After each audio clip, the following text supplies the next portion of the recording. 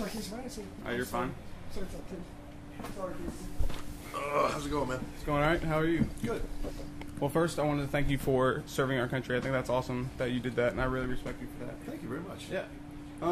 Why comedy? Like, what makes you want to perform comedy? Why that decision? Oh, because I couldn't think of a better way to spend my time. Yeah. I mean, it's to laugh every day, to hang out with funny people, that's just every day full of joy. Yeah.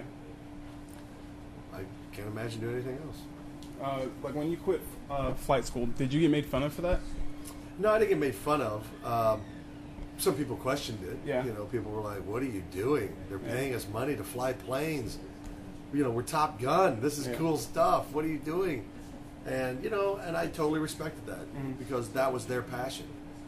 My passion was comedy and acting. Yeah. So. Do you ever get tired of people coming up to you and like quoting some of your more memorable lines to you and stuff? No, it's always flattering. Yeah. It really is, and it's a compliment. So that's how I always try to take it. So, no. If they scream it at me when I'm not expecting it, then it gets a little annoying. Yeah, I can imagine.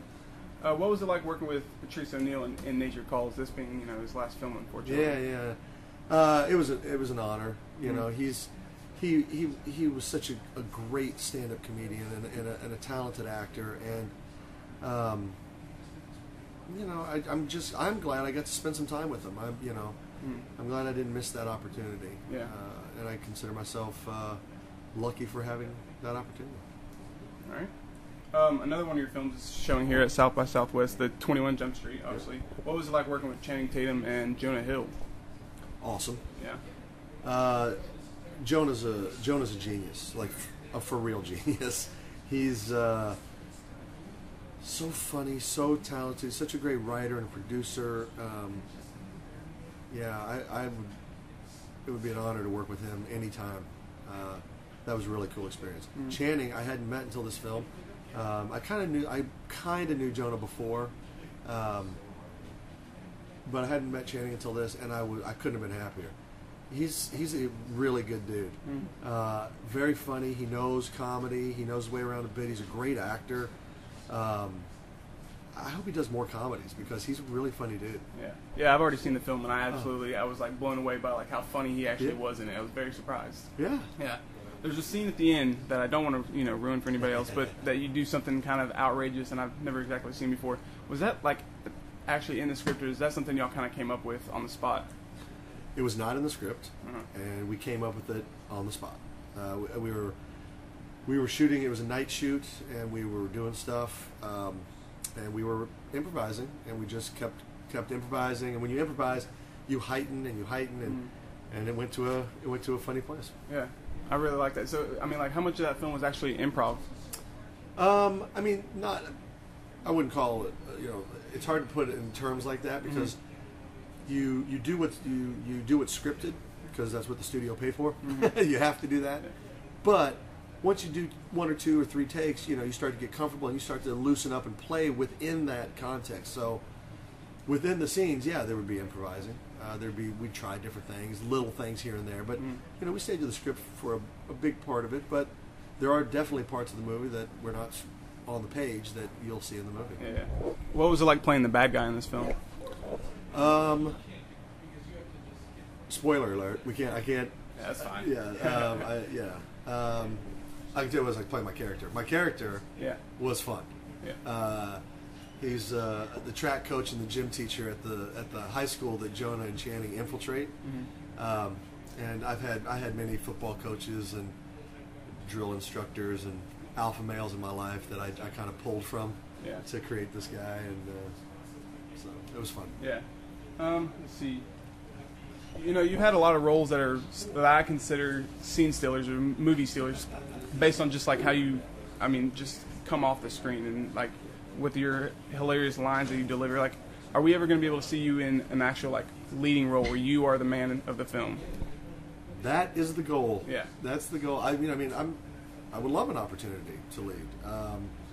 It's not always up to me though. Right. So I hope to find opportunities, and if I get an opportunity, I will definitely try to make the best of it. Yeah.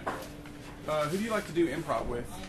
Like, what actors or comedians Who are like your favorite that you can play Well, off yeah, of? I mean, you know, the guys I came up doing improv with at the UCB Theater in New York, Rob Hubel, Paul Scheer, Owen Burke, Chad Carter, Seth Morris. You know, I still perform with those guys in LA, at the UCB in LA.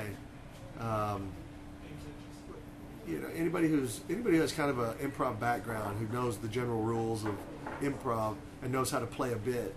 I love playing with folks like that. Yeah. Do you like go through any steps of a decision, like when you're trying to decide how you're going to deliver a certain like comedic line? Is there a certain way, like, because you have a distinct voice when you're delivering a line, like some of your memorable lines? Is there a way that you kind of decide how you're going to say something? No, I mean, I don't. I wouldn't say I go that deep into thinking like the actual tonality of how I'm going to deliver something. I just take my character and I think about the situation he's in and how he would react, and then I try to do that. Maybe sometimes I heighten it a little bit for emphasis, but yeah, that's about it. All right, last question. Who are some of your comedy inspirations? Oh, you know, I listened to George. My first comedy album was George Carlin, and once I had committed that to memory, I remember Bill Murray. I loved all his movies in the '80s: Caddyshack, Stripes, Meatballs, Ghostbusters. You know, I just loved all that. I remember the first time I saw Eddie Murphy's Delirious. I thought that was kind of a watershed moment for me because I thought I saw something really special, and I did because it was special. But that was one of those moments where I was like, that's awesome. That's great storytelling. The way he tells stories is funny, and I just liked his approach to stand-up. Yeah. So those were probably the early things that made me think that comedy was pretty darn cool. Well, I really appreciate you talking with me today. Thank you, sir. Thank you. Okay.